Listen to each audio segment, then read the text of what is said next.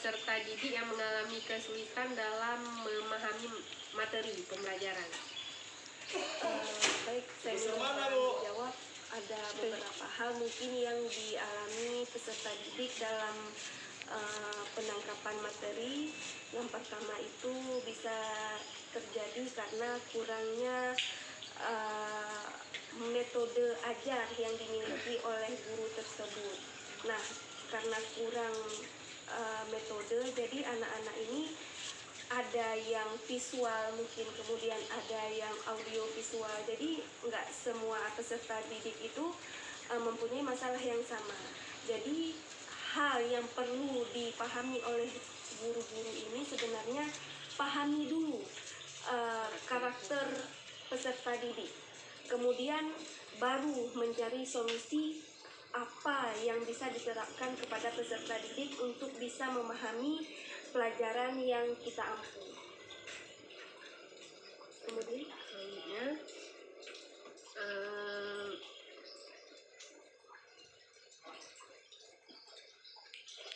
apa yang menyebabkan motivasi belajar siswa itu rendah?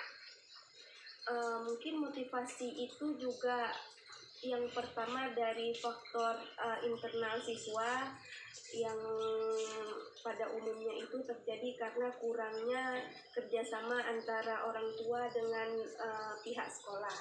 Karena yang terjadi di lapangan saat ini, orang tua itu tidak memperdulikan kesiapan belajar peserta didik.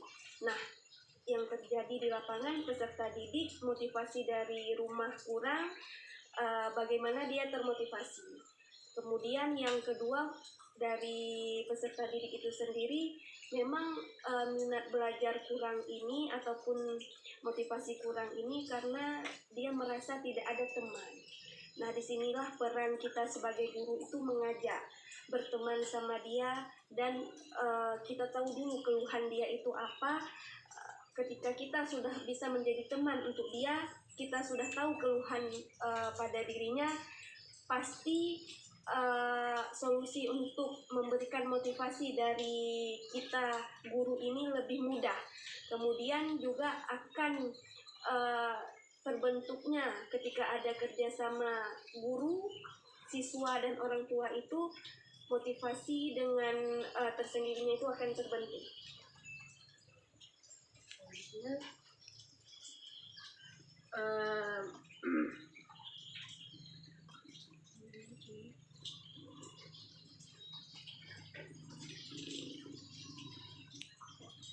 Ya, bagaimana pendapat Ibu tentang hasil belajar peserta didik itu rendah? Kenapa? Penyebabnya itu kenapa?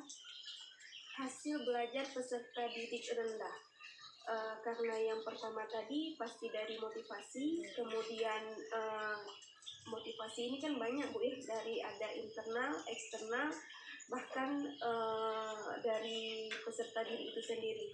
Nah, karena nilai rendah ini tadi dia tidak termotivasi, makanya berimbasnya ke nilai yang rendah.